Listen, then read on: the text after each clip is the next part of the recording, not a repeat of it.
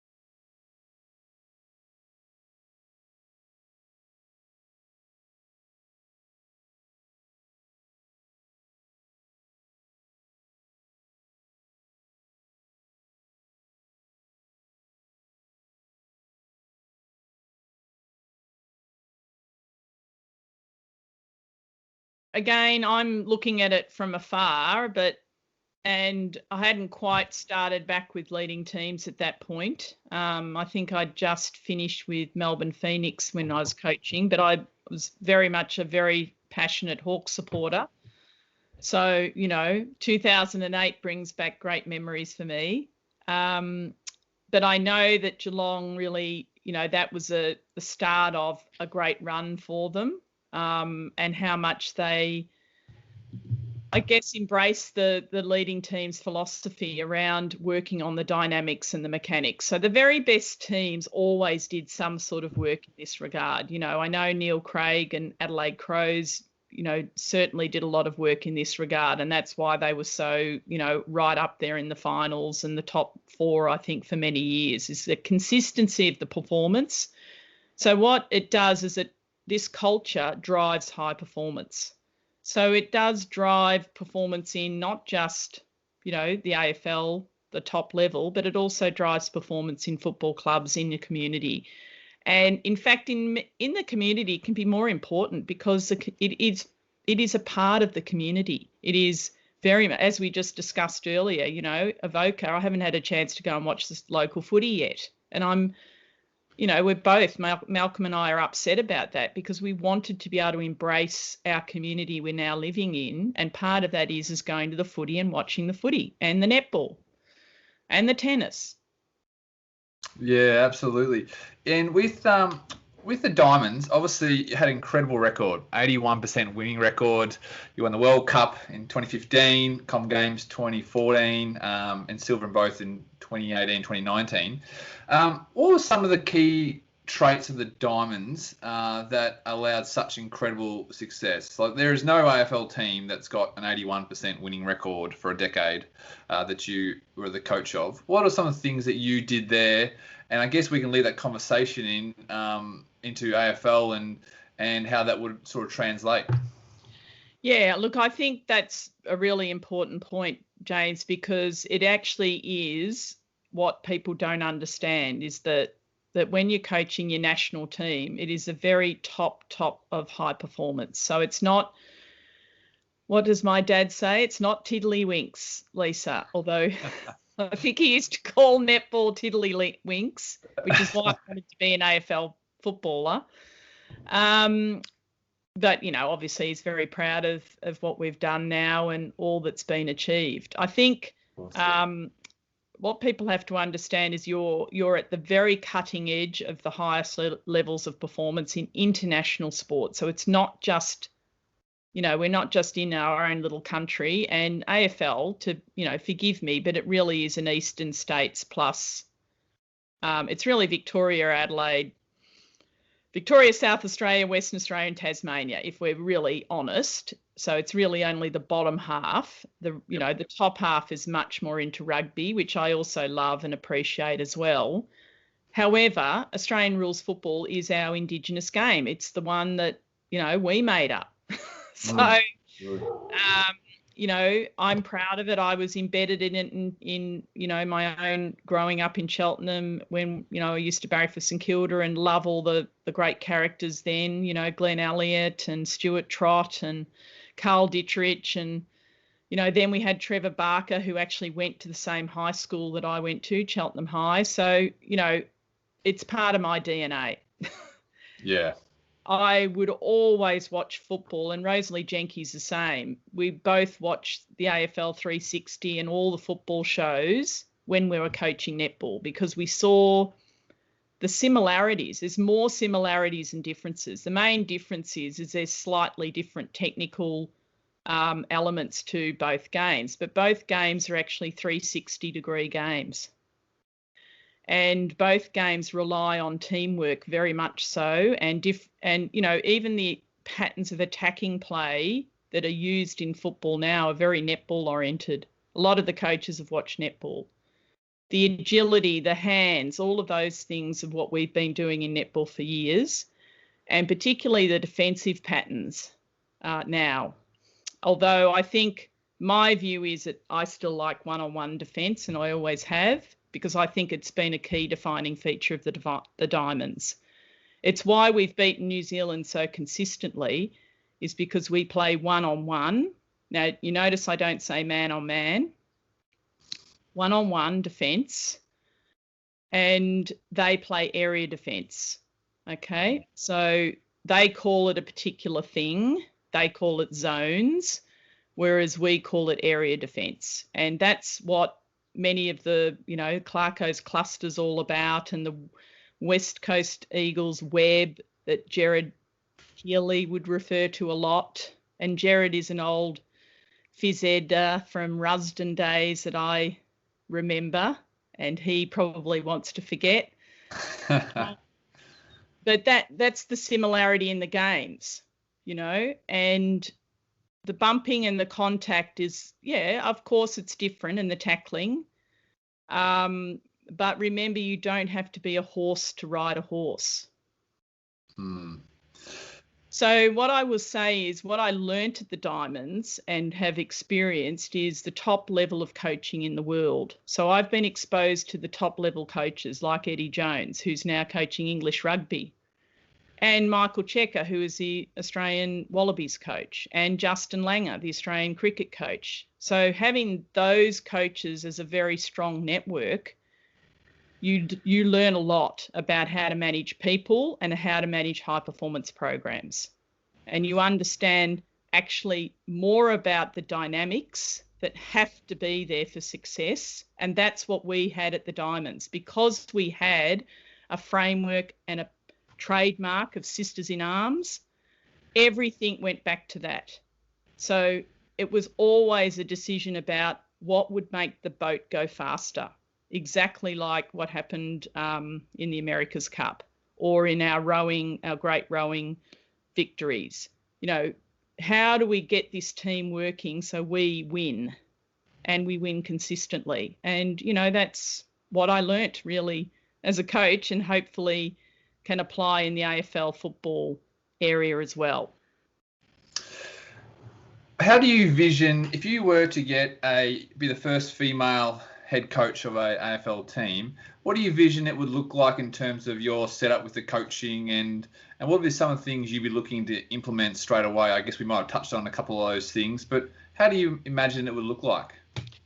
Look, not dissimilar to perhaps someone like a Chris Fagan, who's just taken over at the Brisbane Lions, of course. And, Fags is passionate about footy, as I am, and he grew up playing football on the gravel at, Queenstown. So you can't get much tougher than that.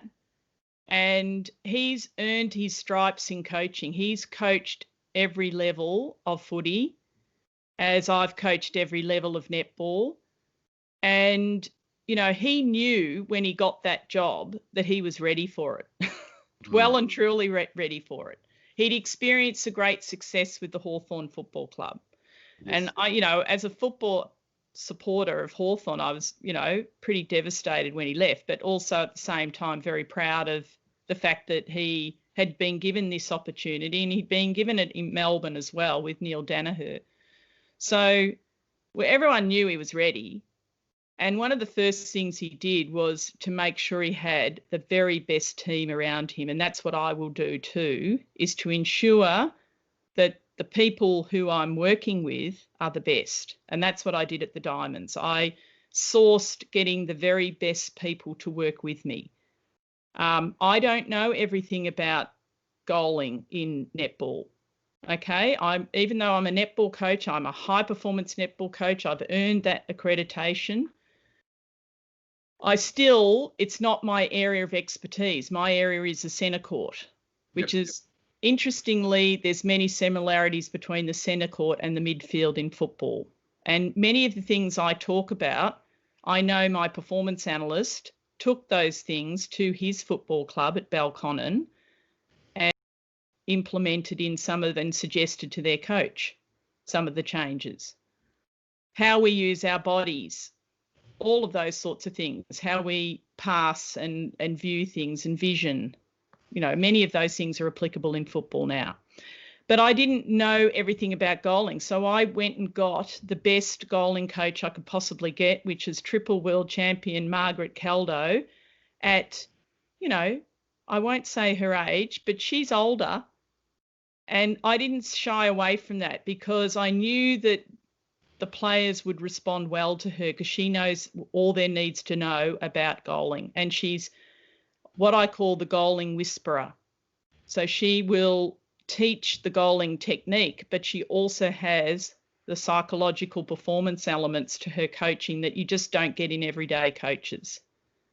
Right? She gets the dynamics and the mechanics of goaling. She gets it all because she's been there and done that. So, of course, if I go into an AFL as a head coach, I'm more really like a director of coaching or a CEO of athletic performance, if you like.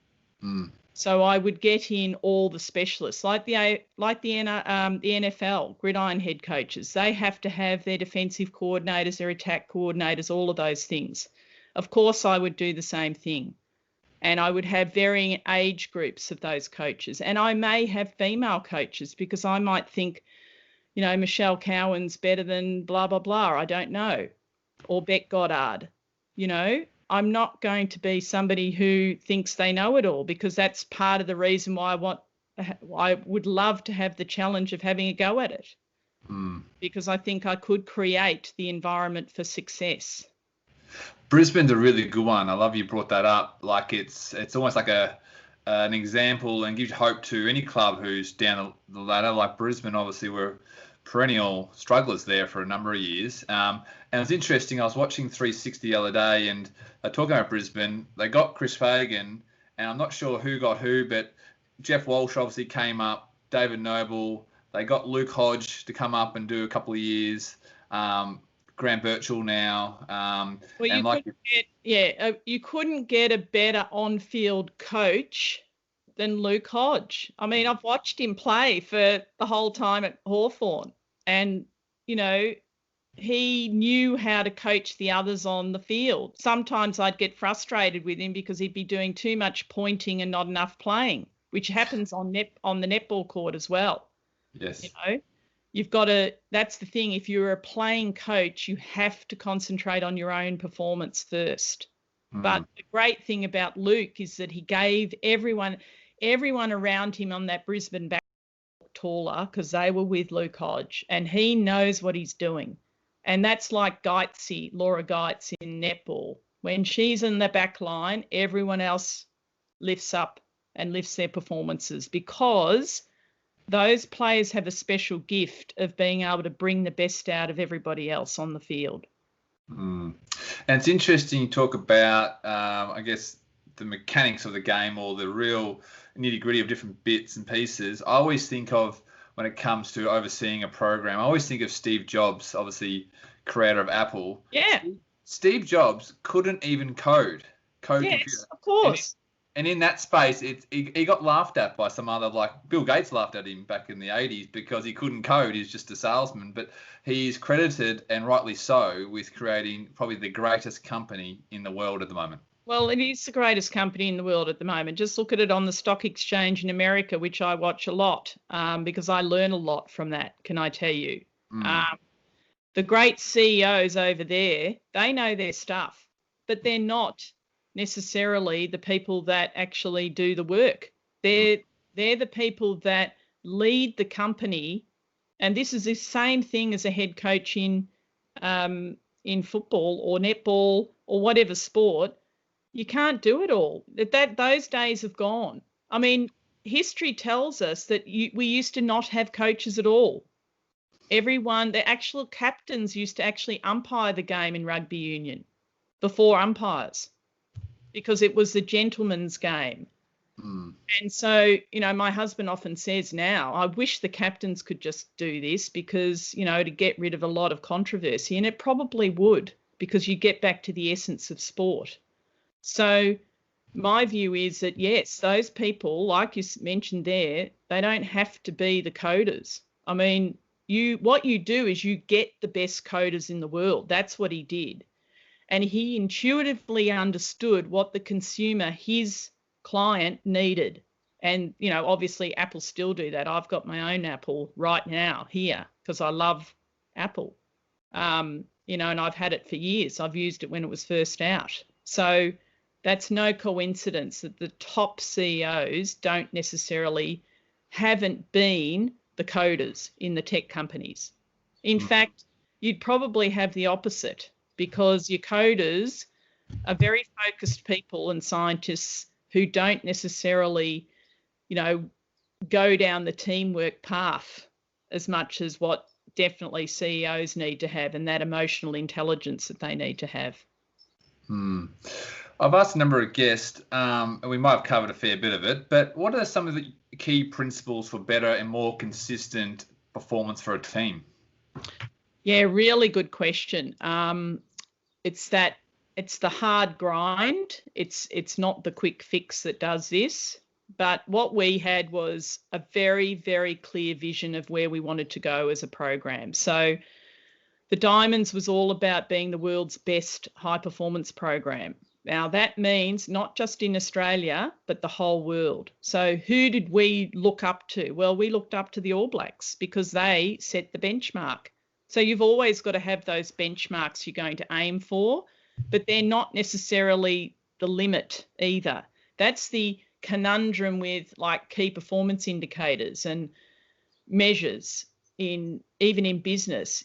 Yes, you do need the numbers, but hey, you could exceed those numbers too. So don't put limits on things. So there's a very fine line between mediocrity and just hitting your targets and ticking your box, or going above and beyond to achieve the true purpose of the company or the football team.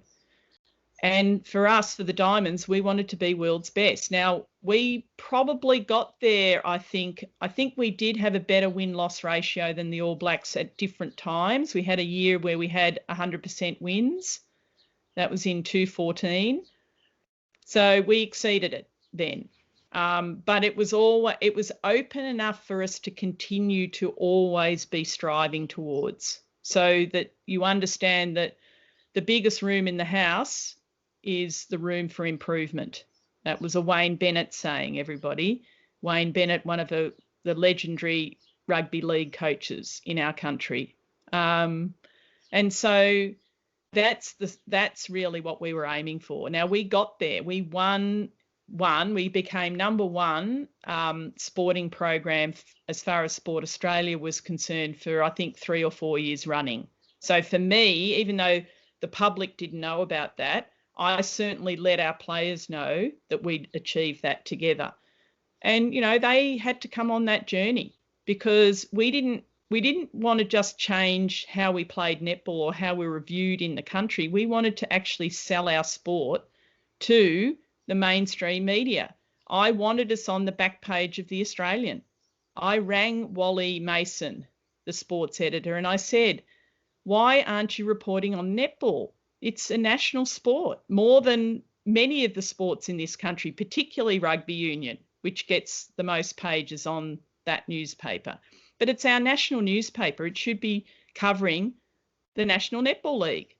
And he said, it's all to do with the demographics. And I said, I live with your demographic. He's over 50, he's a male, and he wants to read about netball. Is with a pre-season, and if you were looking to take on a football team, or even just a high performance team environment, what are some of the myths or mistakes you see coaches do in a lead up to a season? Is there anything you see as a waste of time? Oh, look, there's plenty of things, to be honest. Nothing replaces, to me, I've always had a belief, and this is my phys ed training and background, that you don't get aerobically fit by riding a bike.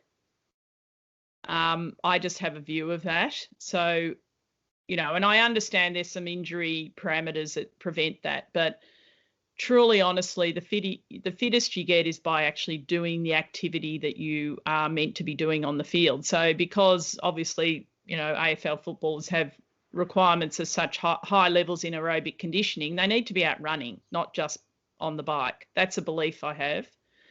The 100 hundreds was always an interesting one that Carlton, I think it might have been David Parkin, or it might have been someone before him. Sorry, David, if it wasn't you. That was always an interesting thing. See, I know as an athlete in my own heart, when I played for Victoria and got to the Australian squad level in netball, that the fittest I was through fartlek training, which is interval training, and it was running.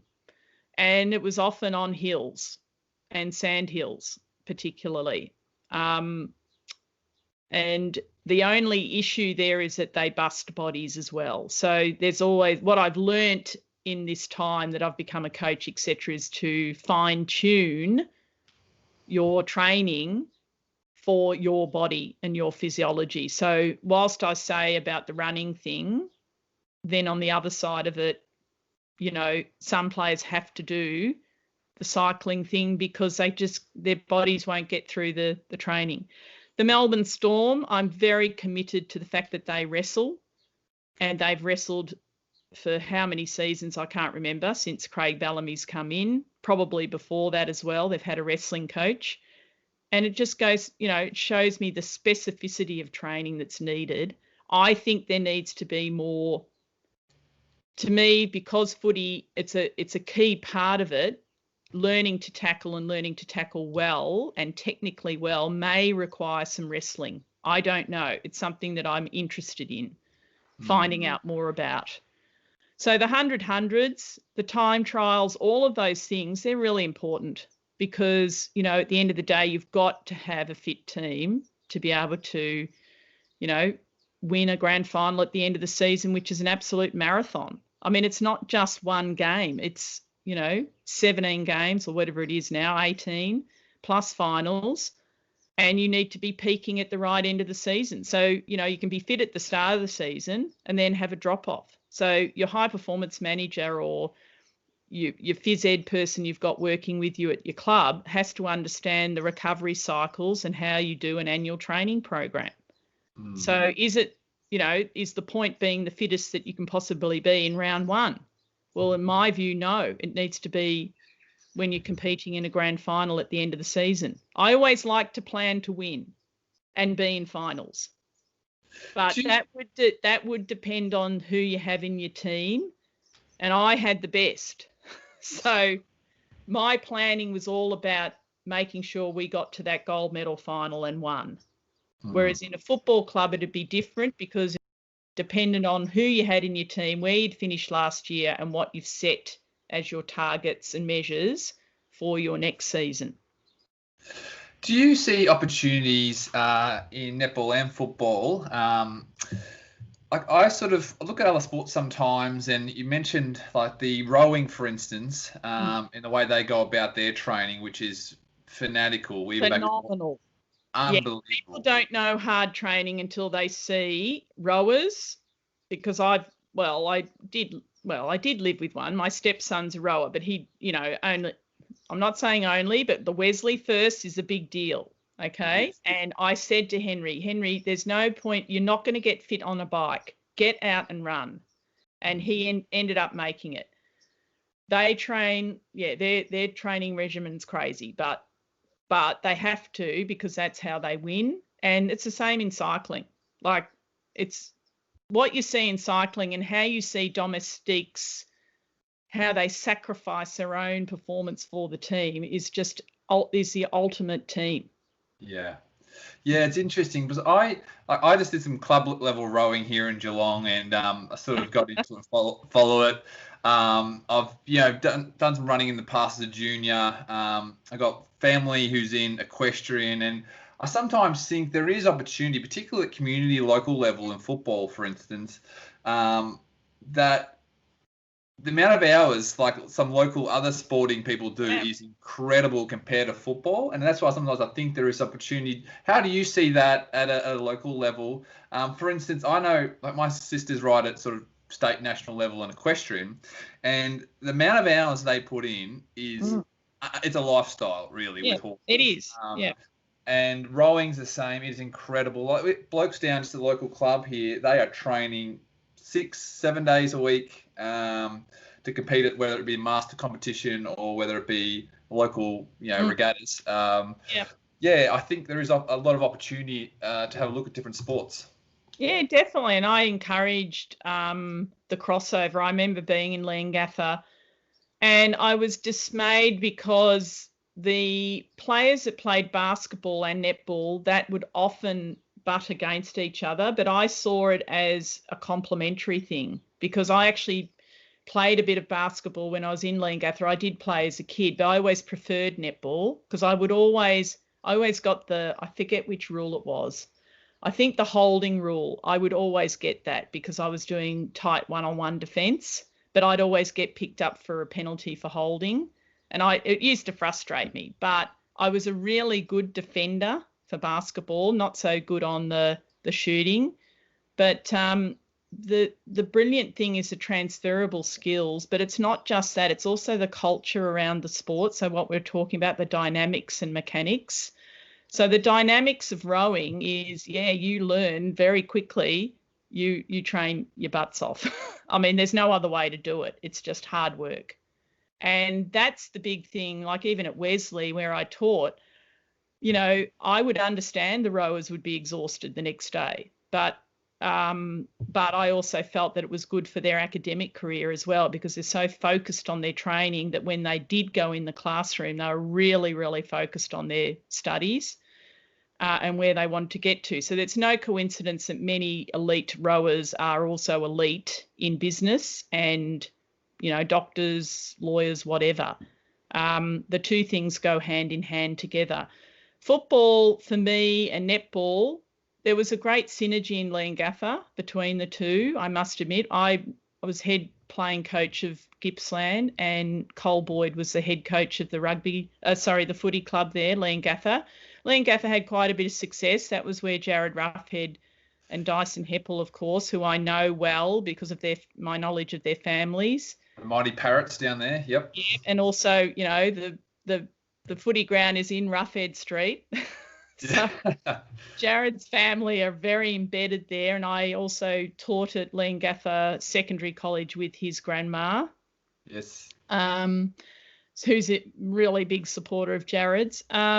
We often had combined training sessions, to be honest with you. I know the Risleys, Trevor and also Alan would love playing netball against us. Like we'd bring them in for training sessions. This is not mixed netball. We'd actually bring them in to train against us. And I would often do that with the Victorian teams. And when I coached Melbourne Phoenix, every Monday night we would train against the Victorian men's reserve team because we just wanted that level of physicality that we needed at the very top level to train against. And the guys were so respectful of us. They would see us training around the velodrome at Leongatha because it was 400 metres, so you could get a really good sense of your time trials and things like that for our netball pre-season. Well, the footy guys would be watching us train, and that was inspiring for them. And, for us as well, sometimes I'd have a crack at them and say they're not training hard enough, but that was always to Boydie, And Colin Boyd and I played together in a mixed netball team with our kids. And I was the goalkeeper and he was the goal defence. And, I'd sort of direct him around the place. They were fun days. I think, Dawn Fraser's one of the first to do that a lot. I think she trained a lot with men back in her day as a swimmer. And obviously triple Olympic gold medalist, and the rest is history there. Yeah. Got a few more questions. I don't want this conversation, we'd talk for hours, but have you got any books or documentaries you might recommend that listeners get a hold of? Oh, boy. There's so many. I love all the NFL, The Last of the Titans or Remember the Titans, all of those films about, those smolchy. Fantastic. But there's just so many great lessons in them. Sunday Blood, is it Sunday, any given Sunday. Yep, Look, I like it. It's probably got too much swearing for me, but at the end of the day, it's great watching De Niro do his stuff. I think what you do learn as a coach, though, that you are a performer. This is what I try and say to coaches, particularly the ones that are going for those high level positions, is that you need to be and prepare yourself pretty much like the athletes do, because you are performing on game day, all right? You'll train with the team and you'll direct training, everything else, but your game day performance is like a performance that an actor does, all right? Because that's what you're doing. you're showing your best, hopefully, game day performance on the biggest stage, and for us in 2015, that was a global event. Everyone was watching. And I remember when I was reading out the coach's oath at the Commonwealth Games, I think I had 1 billion people watching me read that out. I was pretty nervous. No pressure. But what you learn as an athlete, and I learned it later in my career, not early in my career, is how to apply performance psychology. And I've definitely learnt that coaching. You must understand that you've got to be in control.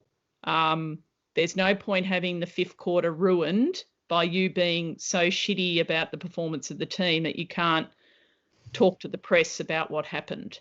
So the 5th quarter is extraordinarily important. And the performance that you put on game day, okay? I love watching Craig Bellamy because he just entertains me, He does this thing now that he walks off when he's really stressed. And it's actually quite an interesting thing. And then sometimes he could be just sitting there just almost half asleep because he's so engrossed in the match. But he lives and breathes everything. And so does Ricky Stewart, one of their other great rugby league coaches. Wayne Bennett sits back there, like this for pretty much the whole game. They're all very different. You watch Bryony Akel coaching the Swiss. She's engaged, she's bright, she's smiling, she's with her players, whereas Rosalie Jenke sits on the side and is very calm. So everyone is very different. And I think watching lots of coaches is important because you can really burgle, and Bill Sweetenham says this to me a lot, my mentor. He was an Australian coach of absolutely high regard back in the day with the Australian Institute of Sport. He would often say, I steal all my best ideas and then I recreate them for how I want to apply them. So I've got so many Billisms in my coaching vernacular, like, you get the best and good people, or the good and best people, which means character and competence both matter with your team around you. You don't want, and in fact, if you were going to make a decision, he would say you put the good part ahead of the best. Yeah. And people get worried when I say that. And then when I say about the diamonds, I say, well, they say, oh, would you go for the most talented or I say, I have to have it all. If you're going in the diamonds, you've got to have both. You can't just have one. You want the best of the best. You've got to have both. So that's what we work on in that area. Books, I'm not a big book reader, I have to say, but I carry books around with me. I think I've got a couple here. I love Vince Lombardi. His name seems to come up a bit, I must admit. That's the book I think Eloise Southby gave me this. Jeff Southby's wonderful daughter, but also an Australian diamond in her own right and a wonderful coach now. What It Takes to Be Number One. I go into this book a lot for different stuff. And it's actually not written by Vince. It's written by his son. Okay. So imagine your son writing a book like this about you. It's just like I would dream about that my daughter Carly may one day write a book about me. But What It Takes to Be Number One, Vince he was so ahead of his time. He was a holistic coach. He cared about people. He ran the club. He was the general manager as well. So he was into, how the team was seen by everybody else as well, and how well dressed they would be. And he addressed racism back here, like he had, because he was obviously of Italian descent, and he couldn't understand why you wouldn't pick African-American NFL players. Why wouldn't you? They're the most talented. So he so far ahead of his time. Still, what is written about him is applicable today. So applicable. The price you have to pay for success. That's what it is all about. It's interesting. I actually started with listeners. I started a newsletter a couple of weeks ago, and I had a book recommendation within it, and the first one I mentioned was Vince Lombardi. I always like his autobiography, his biography, I should say, When Pride Still Mattered. His career is incredible for all coaches. It's an incredible career. Yeah, and he developed the rings, for example. I mean, and I know my female feminists always laugh about the fact that the NFL players have a piece of jewelry as their greatest treasure. And he's a great, and you don't even feel like he ignores women either. Like, he's so respectful for women, and I think he would have brought a female coach into his staff if he thought that she was the best. I really do. I believe that. And I believe that now about like a Rick Charlesworth, who works so closely with Corinne Reed as his psychologist. She was a huge part of his team. His books are fantastic. I've always had his books with me. Yeah, absolutely. If I could give you a banner and you could place it above a coach's door that they're going to see day in, day out, what would you have it? What would it say? Don't sweat the small stuff. Yeah. And look, I know that's a bit negative, and what I probably have up there is always that possibility and hope message as well. And the other one is what I said before, do no harm physically and psychologically. I really mean that. Don't sweat the small stuff, and then have your vision up there, whatever it is, whether it's to create the environment for success or making the boat go faster or whatever it is. You have to have that high performance, or doing the right, which is what I put out on Twitter, I think last week, and I got so many interesting comments about it, was doing the right thing when no one's watching is true high performance, because it is.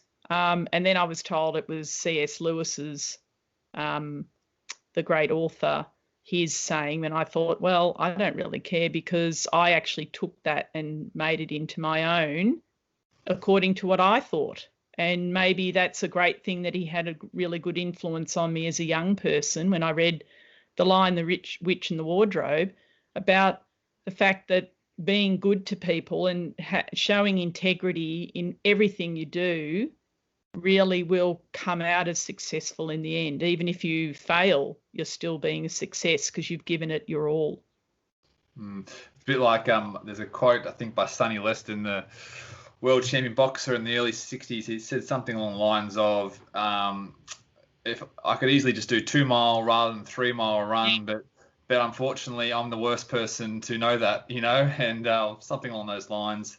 And yeah, it is. It's really about doing, when people aren't really watching. And I mean, the Diamonds had to do that all the time, because we're a I couldn't watch what Laura Geitz was doing in Queensland. I just had to trust and know that she held the Sisters in Arms trademark so passionately to her heart that she would not let her teammates down by doing a shortcut on her training. And I know she didn't. She did all the hard work she had to do. Coming back after she had Barney was amazing. People don't understand what she had to go through to get her body right to play again. All the hours and hours of tedious Pilates that women particularly, but also obviously men that have to come back from injuries, have to do, is quite amazing. And, I'm forever grateful and inspired by that.